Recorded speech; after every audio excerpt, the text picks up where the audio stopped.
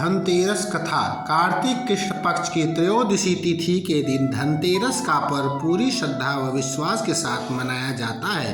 धन्वंतरि के अलावा इस दिन देवी लक्ष्मी और धन के देवता कुबेर की भी पूजा की मान्यता है।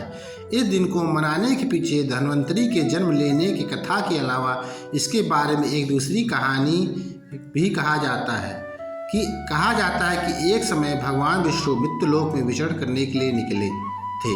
तब लक्ष्मी जी ने भी उनके साथ चलने का आग्रह किया। तब विष्णु जी ने कहा कि यदि मैं जो बात कहूँ तुम अगर वैसा ही मानो तो फिर चलो। तब लक्ष्मी जी उनकी बात मान गई और भगवान विष्णु के साथ भूमंडल पर आ गई। कुछ देर बाद एक जगह पर पहुंचकर भगवान विष्णु ने लक्ष्मी जी से कहा कि जब तक मैं न आऊं तब तक तुम यहीं ठहरो। मैं दक्षिण दिशा की ओर जा रहा हूँ, तुम उधर मत आना। विष्णु जी के जाने पर लक्ष्मी जी के मन में कौतूहल जागा कि आखिर दक्षिण दिशा में ऐसा क्या रहस्य है जो मुझे मना किया गया है, और भगवान स्वयं चले गए। लक्ष्मी जी से रहा न गया और जैसे ही भगवान आगे बढ़े लक्ष्मी भी पीछे पीछे चल पड़ी।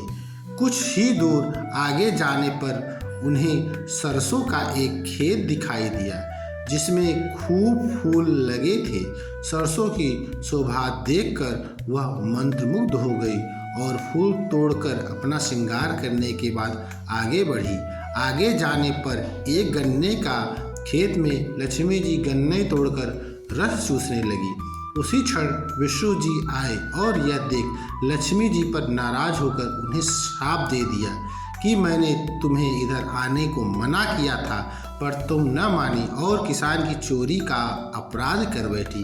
अब तुम इस अपराध के जुर्म में इस किसान की 12 वर्ष तक सेवा करो। ऐसा कहकर भगवान उन्हें छोड़कर क्षीर सागर चले गए। तब लक्ष्मी जी उस गरीब किसान के घर रहने लगी। एक दिन लक्ष्मी जी ने उस किसान की पत्नी से कहा कि तुम स्नान कर पहले मेरी बनाई गए इस देवी लक्ष्मी का पूजन करो, फिर रसोई बनाना, तब तुम जो मांगोगी मिलेगा। किसान की पत्नी ने ऐसा ही किया। पूजा के प्रभाव और लक्ष्मी की कृपा से किसान का घर दूसरे ही दिन से अन्न धन रत्न स्वर्ण आदि से भर गया। लक्ष्मी ने किसान को धन धान्य से पूर्ण कर दिया। किसान के 12 वर्ष बड़े आनंद से कट गए। फिर 12 वर्ष बाद लक्ष्मी जी जाने के लिए तैयार हुई। विष्णु जी लक्ष्मी जी को लेने आए तो किसान ने उन्हें भेजने से इनकार कर दिया। तब भगवान ने किसान से कहा कि इन्हें कौन जाने देता है, यह तो चंचला है, कहीं नहीं ठहरती, इनको बड़े बड़े नहीं रोक सके। इनको मेरा शाप था, इसलिए 12 वर्ष से तुम्हारी सेवा कर रही थी। तुम्हारी 12 वर्ष सेवा का समय पूरा हो चुका है। किसान हठपूर्वक बोला कि नहीं, अब मैं लक्ष्मी जी को नहीं जाने दूंगा। तब लक्ष्मी जी ने कहा कि हे किसान, तुम मुझे रोकना चाहते हो तो जो कहूँ वैसा करो। कल तेरस है और कल घर को लीप पोत कर स्वच्छ करना, रात्रि में घी का दीपक जलाकर रखना और सायंकाल मेरी पूजा करना, और एक तांबे के कलश में रुपया भरकर मेरे लिए रखना।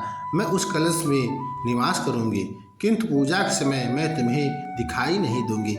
इस एक दिन की पूजा से वर्ष भर मैं तुम्हारे घर से नहीं जाऊंगा। यह कहकर वह दीपकों की प्रकाश के साथ 10 दिशाओं में फैल गई। अगले दिन किसान ने लक्ष्मी जी के कथनानुसार पूजन किया। उसका घर धन धान्य से पूर्ण हो गया।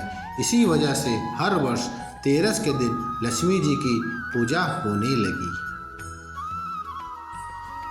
और हम लोग इसे धनतेरस के रूप में इस पर्व को मनाते